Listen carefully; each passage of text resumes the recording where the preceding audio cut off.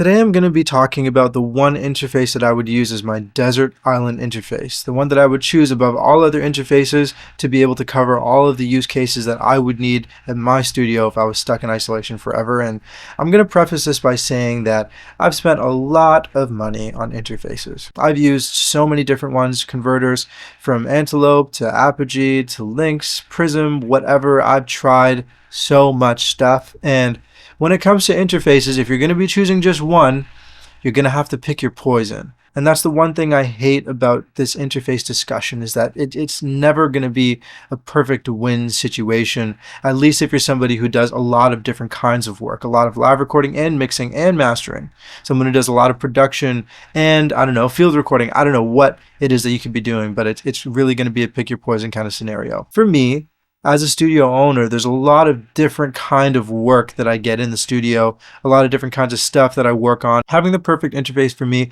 requires that I'm able to do all of the tasks that I could possibly need to do, but in one device.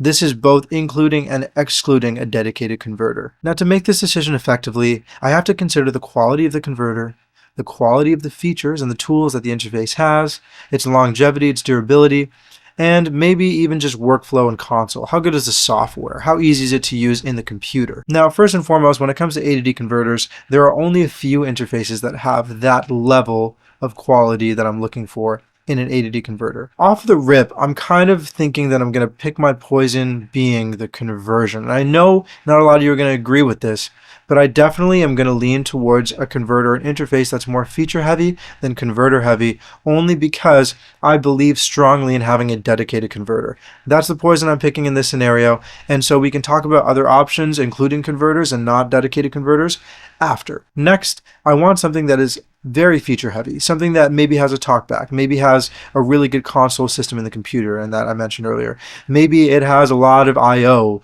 maybe it has a lot of emulations, maybe it's got onboard DSP. You guys probably know what I'm talking about already. The Apollo 16 is the perfect choice for this particular scenario, because even though the A to D conversion isn't stellar the way that I would like it to be, maybe in a more expensive interface, it has really good magic to it. It records vocals really well, it captures instruments really well, it has a really good sound.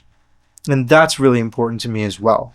If you're going to be buying a converter that isn't state-of-the-art, it's got to be one that at least makes music sound musical. Apogee and the Apollo stuff are really good for that. They have magic in them, they sound good, they feel good, and so considering all the features that you have, the console is so easy, the latency-free plugin monitoring, the onboard DSP that you can use your DSP plugins before they all become native, because I'm sure that UAD is doing that anyway. There's so many things that are to look forward to when it comes to an Apollo. Apogee is one that's pretty good as well, but you don't have the versatility of all the emulations, of the Unison preamp emulations. And yes, I do believe those are actually good. They're very usable, especially when you're upsampling. If you're recording at 96, you can get a really good sound out of the Unison preamp emulations, especially on the Apollo 16, which has a better converter than the Twin, a better converter than some of its other smaller Apollos.